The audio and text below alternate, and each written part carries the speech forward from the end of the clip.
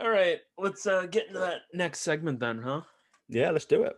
Yeah. Okay. So we are talking about what I'd like to call, and I mean, feel free to correct me on this if you feel any different. These are sort of three major flagship cameras right Yep. now. The Canon EOS R5, there's probably going to be something higher end than that. Maybe they're going to make an EOS R3. Maybe they're going to make an EOS R1. I'm very sure hmm they're going to make an EOS R1. But the R5 right now is a king of a camera. Like people say, "Oh, the 8K video like it overheats and the camera overheats otherwise." It doesn't. I've shot with that thing in a time lapse in New York City heat for a long time and it's been fine. Like there are more momentary issues where like okay, it'll overheat right now, but it's not all the time. hmm And also I don't know why you would shoot at 60p video for like a half hour. It makes no sense if Yep. you're a DP. Maybe if you're a YouTuber, I know some of them do, but like it's not a camera for you. Anyway, so that's the Canon EOS R5. The Sony A1 is proving to be a beast as well too. They're challenging Canon with 8K video. They're claiming no overheating. I think Tony and Chelsea reviewed it already. hmm Uh, I don't know how long they had it. I highly doubt that. You know how difficult it is to get a review of a camera or a lens out in like 3 days. It's almost Yeah, he said they did impossible. it 36 hours or so, I think he said. Yeah, but for us as reviewers too, you basically clear Oh, every yeah. Yep.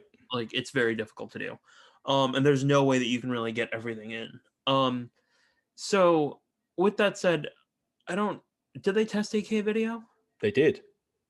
They Overheating? did. It shut down after 16 minutes, but if they put it into the overdrive mode, I think it lasted for like over an hour. All right. All right. I think it's probably an early firmware thing in Yep. that case then. Um the ergonomics mostly look the same as like the A9 series though. So I hmm mean, I know that the staff doesn't really like the ergonomics of Sony cameras. Um We'll It see how that shapes up. Go ahead. it was greatly improved on the A7S III. That was one of my favorite Sony cameras to hold. So if it's got the same ergonomics as that one, they're on the right path. Yeah, no, I agree with you about that. I do like the fact that, they're incorporating touch screens into that as hmm well too. Um I don't know. I picked my R3 up the other day and I've used the A7R4 before and hmm A9 too and I don't know, like they're getting better. They still don't feel like cameras to me. They feel like computers still. Yeah, I agree. Um and then there's this beautiful beast right now. Maybe I should show you folks how small this is. Let me grab something else real quick. In case you're wondering what this is actually where I manage all of our review units. I thought about doing a show from my other computer over there. That's my gaming computer. Um, but I don't know if I want to subject you guys to looking at a whole bunch of brown boxes. All right, so this is the Panasonic S1 right here, right? hmm This is the Fujifilm GFX 100S. Look at that. That's insane. Look at that. They're the same size. This is medium format. This is full frame. Look at that. That's fantastic, man. I don't, what kind of wizardry did they use to make that thing? I'm trying to figure that out versus like this being a gigantic monster. Like anytime I whip this out on the show, like everyone's always been like, man, that's a chunky boy. Yep. So yeah, but this obviously the lenses are also going to be bigger because it's medium format. I will prove to you that it's medium format. There you go. Oh, the beauty. Look at that. Exactly. And more importantly, let me show you how fast this thing focuses once I actually get it back on. There we go. All right. So, and we'll talk about this a little bit more. But so right now, I'm going to focus on. So, right here is the joint that's holding my microphone up. I'm going to focus on that very quickly. Can you hear that? The Hasselblad just weeped a single tear down the front of the body of itself. All right, let me do this. Really close focusing on my hand. And it's doing it versus there. Wow, so much faster. Yeah, that's fantastic. Um, and the cool thing is that, let me see if I can show this at all. Um, it can track my face in continuous. Let me see if that's possible. Did it get my face? Oh, wait, no. I probably have to do this. You probably can't see very well, can you? You can't see the focus box. We can, yeah. Sorry. But yeah, it's capable of doing that, and the cool thing is that like once it hits your face, you can then focus and recompose if you want, and it will still keep the face in focus for the most part. Um, Still not perfect, but I'm probably gonna blame that on, this is a pre-production version. Mm-hmm. Still, it's a hell of a pre-production version. Under $6,000, cheaper than the Sony A1, Yep. 100 megapixels. So those are the sweetest pickles in the world. You should know that. They're going to be very crisp. They're going to make your images very crispy. There's also what's it called? Nostalgic negative. Yeah, Mm-hmm. that's the new film simulation. It's very fun. They're saying, what did Justin say? It's like Norman Rockwell. Yeah, something along those lines. Yeah. Um, it's very fun, and overall, this is a fun camera. I'm testing the pre-production version. Brett is most likely going to test the full production version. Look at that excitement. I'm excited about that. Yeah, but they did a lot with this camera. Now let's talk about them a little bit. And to do that, I'm gonna go back and forth with our friends over at Lens Rentals. Just letting you folks know this is not sponsored at all, but we do have a very good relationship with Lens Rentals. Where is this? Okay, let's do this now. Share screen. Can you see that? Sure can. Okay, cool. Let's compare some of the specs, right? So GFX 100S, like 100 megapixels. So that's the most versus Canon's 45 Mm-hmm. and Sony is 50 megapixels. Right. Okay. So, 45, 50, that's pretty good still. I'm still expecting the Canon to have better high ISO performance than the Sony. Mm-hmm. But this GFX 100S is no slouch. I mean, you've used the 100 many times. Oh yeah. And Yeah, that thing is, go ahead. yeah, it's brilliant. Yeah, it's fantastic. Yeah, it's great at high ISOs. There's Yep. no real problems with that. This shoots 5 frames per second. The EOS R5 does 20, I think. No, 12 FPS continuous with mechanical shutter. Mm-hmm. And then I think there's a 20 FPS mode. I could have sworn there was. It's 20 with electronic. That's what it is, right? Mm-hmm. Yeah. This monster does 30. Wow, that's impressive. Yeah, at 50 megapixels. With autofocus as well to boot. Exactly. This shoots 8K. This shoots 8K. This I think only does 4. Mm-hmm. Yeah. 4K 30. Yeah. This only does 4, but you're getting medium format 4K.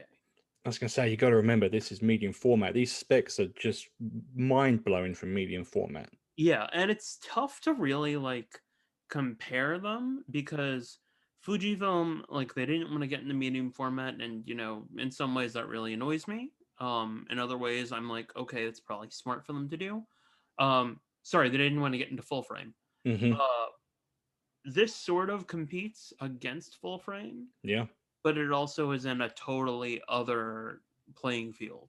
Mm-hmm. Because they're doing so many innovative things that were not possible. Notice when Fujifilm came out with medium format cameras, no one else started doing anything really. Like, when's the last time we saw a phase camera? Yeah, it's been a long time. Yeah, when's the last time? I mean, Hasselblad only does like the H1D series and like the 907C series. Right, and I think the X1D was a direct release to go against the 50R, if I remember rightly. It was against the 50S. It came out first. 50S, you're right. And the 50S came out, and then the 50R came out, and then the 100 came out. And now they have the 100S. Now, it's also important to know, and I asked this very specifically, if this was going to replace the 50S. I don't remember there being a clear answer to that. I think they said they would coexist. Yeah, Yeah. So there's 4 medium format cameras from Fuji right now. right. And I Yeah. think the reason they were keeping the 50S is because of the ability to have the flip up viewfinder. Yeah, no, that makes sense. Yep. So let's think about this a little bit more. So let's look at like the ergonomics of these things. So um you know what is really nice about Sony is they make these really big joysticks now. Hmm. Yeah, can you see that by the way? Oh yeah. Okay, cool. And then you know, they have the standard screen. That's useful for photographers for sure. Hmm. And then on top, what do they have? This seems very similar to many of their other cameras. Oh yeah. Yeah. This drive mode wasn't there before. I think this is on the A9 though. I believe it is. I can't remember for sure. Yeah. Um, dual card slots. Okay. This is both SDXC and CF Express A, I think. Hey. Yep. Yeah. Um, their ports I think have always been great. Hmm. So I don't even have to mention that. There you go. There's the Wow. ports. Wow, it boggles my mind that a lot of companies keep PC. Oh yeah. I love that though. I love. Options are always good. No, Yep. but look at this. They packed so much in that. Like that's Ethernet, and like I don't know what that is. That's That's HDMI. that's probably the kitchen sink under that other flap. Oh, okay. That makes a everything, lot of everything, and the kitchen sink on this one. sense. This looks like another HDMI port. Hmm. This is USB-C. Yep. Is that 3? No, that's 2. So there's headphone jack and then microphone jack. Mike. Yep. Yeah. So this is a true multimedia camera Hmm. in every respect. Ergonomically, once again, I mean, I don't know. I could never really get into them. I'm probably gonna have to like try it out. I know you're starting to like them more, and I will agree with you. They're Hmm. getting better. Um, they still just feel like computers to me. Yeah, they still just don't have that perfect fit in the hand for me yet. Yeah. Believe it or not, the best feeling Sony camera I have ever used was the original A900. Yeah. Yeah, That that's a great camera. DSLR. Hmm. Yeah. That See, I, thing. I like the A99 too as well. That was a pretty nice feeling camera. Yeah, no, I agree with you. And I get they're making it smaller. I feel like they're still they're still not there. Hmm. Yeah, like I mean, you look at this camera. I think Kai Wong did it best. This is the camera. This is it right here. You wanna do the knob? Okay, cool. That's All right, hilarious. all right. I'm gonna take a photo. That's basically it. Versus like, where's Canon at? All right. Yep. This is getting similar. It's getting similar, but it's not. It's more like instead. But the EOS R5, it's I know you haven't held the EOS R5 personally, Brett, but I Hmm. know that you use the EOS R6. They're basically the same They're camera. basically the same. Yep. Yeah. I mean, one just has the dial up top over Hmm. here, and the EOS R5 has the screen. I prefer the screen. I really do. Hmm. But the internals do count as well too. Right. These cameras do feel really nice too. They put the joystick in a really odd place though. Hmm. I agree. Yeah. Um the rest of the controls are great though. Uh you know, overall, I really liked the ergonomics on Canon's cameras. Like you tested the EOS RA, you've used the EOS R. Did you use the RP as well? No, right? I haven't used the RP, no. Okay. Overall, those cameras are built very nicely. They're really nice. In fact, the R6 is probably going to go down as my most favorite camera for ergonomics. It just picking it back up just felt like home. I used to be a Canon shooter for 17 years, and they've done a fantastic job with the ergonomics on that camera. Yeah, no, I agree with you. It's crazy because the other day I was thinking about like the 5D Mark II. I'm like, man, I miss the way that camera felt in my hand. Hmm.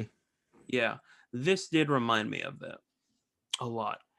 This, Oh, oh, this feels great. It's It's that good, huh? it really is, man. Like, look So at would that you thing. say it looks quite angular? Would you say it's like a slightly bigger version of the XH1? Of the, I was talking about that, wasn't I? Mm-hmm. Yeah, it is. It is like that. And I was over here because I was gonna reach for it, and then I realized it's in my bag over there, so don't worry about it. It is basically a medium format XH1. Hmm. I forgot about that. Yeah, you're right.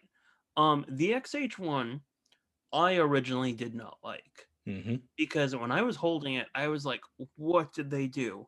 Geez, what is with this dial? This is in the weirdest position. I can't go like this the way I can with the Fujifilm X Pro 3. Mm-hmm. I have to go like this instead. This Right. eliminates that completely That's because great. you just have the front dial. Yep, I can see that. Yeah. Um yeah, if they were going to make the XH1 evolve, this is what I would expect it to be. And because this has I think it's up to 6 stops of image stabilization with Mm-hmm. certain lenses. Yep. I can only imagine, like, if they take this image stabilization and they put it on the XH1, how good it's going to be. Oh wow. Yeah, that'd be fantastic. Yeah. And look at this. They gave it proper ports. Something that has always annoyed me about Fujifilm cameras is I felt for many years they do not understand video. Mm-hmm. And you might say, okay, well, they're not really developing the camera for that. I agree with you. I 100% agree with you. But also, if you're putting it in the hands of a working professional photographer, there are times where you do need to shoot video. Yep. Same thing with being a journalist. And in that case, sometimes, especially if you're a journalist, you need to record audio separately, but sometimes you also have like a dead cat microphone on top, Mm-hmm. and that means you're plugging into these ports. They finally put proper ports Good. for the microphones. Yeah, because they were using 2.5 millimeter jacks, and you had to have an adapter for them. That's right, right? I believe. Yeah, they Yeah. were so stupid. And like, Yep. if you wanted to do it with the XH1, you had to buy the grip. And I think it's the same thing with the XT4. Mm-hmm. Yeah. Um, but this it's built right in, That's great. and it's under Finally. 3,000. Yeah, I know. I know, seriously. USB-C, that's a big one. This camera Mm-hmm. charges via USB-C. Yeah, that's huge. Yeah, it's their first medium format camera to do it. I was always wondering because like the 50R, like it wouldn't charge via USB-C. You had to get like an adapter. Yep. This one you can literally just plug it in and it'll do it fine. That's fantastic. Yeah. Finally. It sounds like they've really been listening to the feedback. Finally. Yeah, no, absolutely. This screen up here is beautiful. It's Mm-hmm. bright, it's contrasty. You can see everything, no problems. Honestly, I barely ever look at it. Um, if I'm shooting in manual mode, then like, okay, I'll just look through the viewfinder and I'll Mm-hmm. figure it out that way. So, what you should know, and something that is sort of annoying me, is I wish that there was a third exposure control dial on this camera. But Fujifilm's mentality is you're going to use the aperture dial. And I agree with that. So the third control is the aperture dial around the lens. The front control here, right out of the box, is wired to ISO, and the one back here is wired to shutter speed. Gotcha. Now, um, if you want to set the lens to like A, then I think this becomes shutter speed and this becomes aperture control, Mm-hmm. just like Canon style, but you can obviously rewire it. Right. But then you lose ISO control. Mm-hmm. And in that case, then you would just basically have to like set one of these buttons right here to ISO control, which is fine. Yeah, that's not too terrible. Yeah, no, it's not too terrible. I really wish that there were a third dial still. There's enough space on that body for there to be a third dial as well. Yeah, and actually let's look at the back for that. Where is Yeah, they could have done something here, but Fujifilm doesn't really like crowding up the right-hand side, and I agree with them on that. Mm-hmm.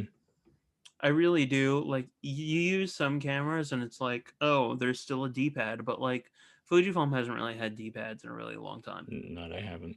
Yeah. Um. So that's an ergonomics tour. Build quality wise, I think we can agree that Sony's probably the one that's going to be at loss here. Like every time we've tested a Sony camera, they always get really bad in terms of the sensors. Mm-hmm. Yeah, They even do. when we use weather sealed lenses. Yep. And I do think the A1 has the same function as the A9 II, where you can shut the shutter down when the camera's turned off now, or when the lens is disconnected. Really? Yes, yeah, they built that into the A1. Yeah, It's so that crazy because I remember talking to the engineers and they were like, "Yeah, no, we like what Canon did, but we don't think using the shutter is the best thing." And oh, lo and they behold, changed we did it. they changed their minds. Yeah, exactly. Here's something that's very important to me: 1/400th second shutter sync with Right, flash, and then 1/200th in electronic. That's electronic. huge. That is massive. Yeah. Um. So build quality wise, I think we can agree that Sony's probably going to be at a disadvantage. Mm-hmm. Yeah, that's partially like their lenses. You put some Tamron glass on this thing though, it'll probably be good. Yeah, I'm sure Yeah, it probably would be. yeah, we've abused Tamron lenses many times. Um, build quality, autofocus. Sony might be the king. I don't know. Ah, man, I don't know. Canon done such a fantastic job to their R6 and R5 that they really have put Sony under the gun. No, I agree with you, especially in low light when you get like the 1.2 lenses. Mm-hmm. Yeah, those things are just fantastic. Okay, I agree with you. That could be Canon a. might go ahead. I was gonna say it'd be interesting to get an A1 and an R5 side by side just to see. Maybe we should call it in. That would be a great test. Do I still have the R5? I don't know. I have to go through my Canon gear and see. I think I do have the R5 still. Um, no, I agree with you. That would probably be the case. I don't think Fujifilm will be able to keep up, although they have done better. Mm-hmm. 100 megapixels at 5 frames per second. And also with face detection, like it's not totally always getting the eyes. Mm-hmm. Um, I'm willing to blame that on firmware issues, but like this has happened with Fujifilm cameras before. That was the same issue I had with the OG GFX 100. Autofocus was good, but when it came to eye detection, it would give a lot of false positives. Yeah, yeah, that happens as well. Yep. So Canon's probably winning then with autofocus. Ease of use, uh, I would give that to Fuji, except they completely eliminated the touchscreen on the camera. That's a So shame. for me, um, even with, I think you can agree with me that the new touchscreen interface on Sony is a little wonky. Yeah, it's a heck of a lot better than the old user interface, but it's still kind of funky. Yeah, and the Yeah. reason for that is because they're mostly using the same menu, but then if you want to get to certain things, like you have to make this very super precise tap. Like you might as well Yeah. have like a stylus with the camera. Yeah, because you press a function and then the screen goes down to half size to get the next menu up. Then you press again and it goes down to another half size to get the next menu up. It's interesting. Yeah. Whereas Canon, it's like I want to say like it's old Steve Jobs with the iPod, like 2 clicks and you get to anything you want. Yep. Yeah. Canon's is great. Yeah. Um Panasonic's is also pretty good with that. Hmm. So that's ease of use. We talked about autofocus. Image quality? I think it depends on the aspect, like Sony's never had a 50 megapixel sensor before, have they? They got the no, they got the 60 in the A7R4. Yeah, but this is a 50. Yeah, this is a 50. This is a new sensor. Yeah. Yeah, so this is brand new for them. Hmm. And it's BSI. I'm hoping this is going to be very good, but anytime they've made a BSI sensor, I just hated the colors on it. Hmm. Like those A9s, like I don't know how wedding photographers use those things. Yeah. The Yeah. Sony colors have never been my favorite either. Yeah. Canons, on the other hand, those are beautiful. Yep. Yes, they are. They're Yeah. fantastic. Same with Fujifilm because the X-Trans sensor, well, this is an X-Trans in the GFX 100S. Right. Um, but they still are applying a lot of the same formulas, and those work very well. Oh, absolutely. You get so many options out the bat and they all look fantastic. Yeah, absolutely. Um, High ISO results. I think I'm probably gonna hand that to Canon in terms of my predictions. I think it's going to be very hard to beat Canon for a long time on high ISO on the R5. Yeah, yeah, and I mean, if this were going against the R6, like R6, no question. Yep, absolutely. Yeah, I think that won like our high ISO output award last year. Yeah, that thing is just crazy at high ISOs. Yeah. Granted, it's a 20 megapixel sensor, so yeah. Hmm. What other aspect? JPEG quality, Fuji, Yep, hands down. hands down. Fuji, dude. Um, It takes second and third place as well. yeah, exactly. Exactly. All right, those are our thoughts. I think that these are going to be three fantastic cameras. What's the price on the R5 again? It's like 3,500 or something like that, right? R5 is 38.99. All right. Yep. Maybe I don't know if it should really compete with the A1. It's really the best thing that you have right now. I would think, if anything, the Canon EOS R1, if and when it comes out, or the Hmm. R3, would probably be more to compete with the A1. But for what you got right now, the R5 is doing a pretty good job. Yeah, for the price and the features it packs in there with the autofocus, it's almost a bargain compared to what's the A1, 6,000 or 6,400? 65. 6,500? Yeah, Yeah. it's a bargain compared to the A1. Yeah, the GFX 100S, I don't know how they got that thing to just under 6,000, but they did. That is absolutely insane. Yeah. Um but with that, you're going to have bigger lenses. Don't get me wrong, you're going to have slower lenses. That'll change. More expensive lenses too. Yeah, but they go for pretty good prices on instant rebates. Yeah, So yeah, they do. you just wait around for instant rebates, or you go secondhand or something like that. Hmm. Yeah, I think you'll be all right then. Um, I don't know. Like, let me be clear about this. I love the fact that we have this right now because it creates wonderful conversations, and it shows the camera manufacturers are actually really starting to fight back and focus on the Hmm. higher end. And this is where our industry really needs to go. I do not think that there will really be a major space for cheaper cameras anymore. Give it a few more years and they're going to die off really quick. Yeah, they really don't make Yep. any sense because, like, this is so good. Yeah. This is so good. Like, uh, they're gonna have to get more expensive, and I'm okay with that. And you know what? I'm also finding, like, in the Sony groups, people are like, "Oh, this is so expensive," but they're all pre-ordering it, Yeah. Yeah. and People are they're going to not all buy it. professionals. They're all a lot of them are like passionate hobbyists. Hmm. Um, Fujifilm, same thing. Oh, yeah. Yeah, and I'm seeing in the Sony groups and the Fujifilm groups, people are like, "Oh, should I stay with Sony or should I go with Fuji?" And Fuji are like, "Oh, should I go Sony or like should I stay with Fuji?" And I love the fact that we are creating conversations like this again because it means that our industry has a little bit more of a chance to really totally survive. Like, camera sales have shrunk, but profits have gone up. And I mean, Hmm. I've been talking about that for a while. Like, I wear two watches for a very good reason. That's where we need to go. We need to have something that's very useful and very technical, and we need to have something that you just enjoy. So Yeah. yeah. I agree with that. And, competition is fantastic. It's a great thing. There for a while, Sony was so far ahead of the pack in regards to absolutely everything. It it made sense just to go and buy Sony if you were buying into a new camera system.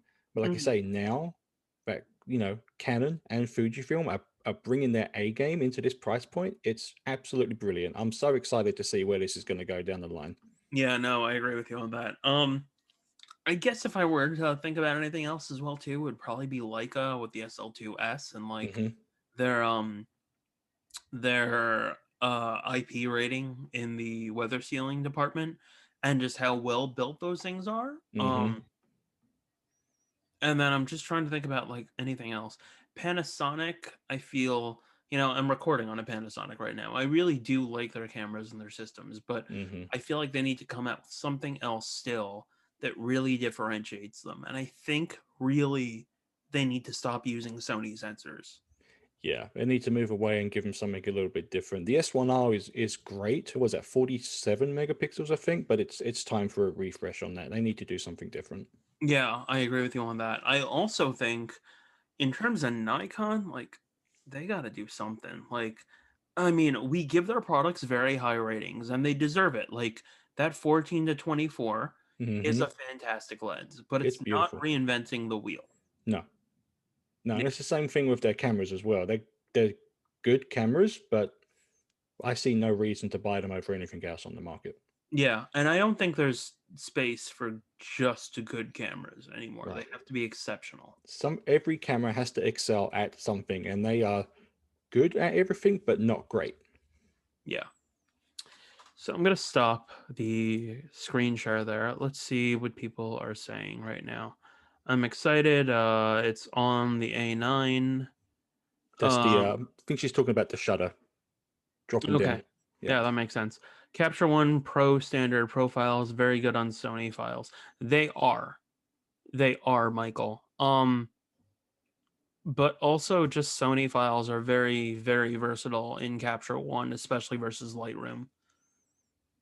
I thought it was marking, but they work. Yeah, no, they do. Let's check Facebook. Let's see if anyone's saying anything there. Oh, we have a lot more comments. Okay. Seems like your buddy John Bradford is here. Yep. Hey, John. Yeah, GFX 100, 100%. Honestly, I'm considering like when I get some money, I might buy that or I might buy Canon. Last year, I got my Fujifilm camera and I usually rotate like 1 year I'll upgrade Fujifilm, 1 year I'll upgrade Canon, another year I'll upgrade Sony. Hmm. Last year I ordered the X100 Pro, no, sorry, the X Pro 3 in late 2019. I got it early 2020. Um, so that was my 2020 camera. I think this year I might go Canon Hmm. because I had the EOS R and I like having bodies around because it makes it easier for us to test. Yeah, for sure. Um, but that this X100S is calling my name. It's such a great little camera. It really is. I hate that camera R5's power switch is on the left side. That keeps it out of the way, and I like that. I like that. Um, just reading more comments. Someone was laughing before, and like I don't see that comment anymore. I don't know what's going on. Interesting. Yeah, let me refresh this page. Uh, hate that camera. They stream here on Zoom and later upload to YouTube. I think that is correct, John. We do that. We also upload to Flipboard TV, and then Hmm. you can catch us here on Facebook as well. Someone is angry. I wonder why. Oh well. Mm. Whatever. Ha- You can be mad, David. I don't House care. of Blood fan? Think Nice. I poured a little too much salt tonight. No, I think you need more salt. More salt. You got to raise that cholesterol all the way up and that There blood you pressure go. all the way up. All right, folks. It seems like their do or die. Oh, drive dial is on the A9. Yeah, no. Thank you for clarifying that, Christine.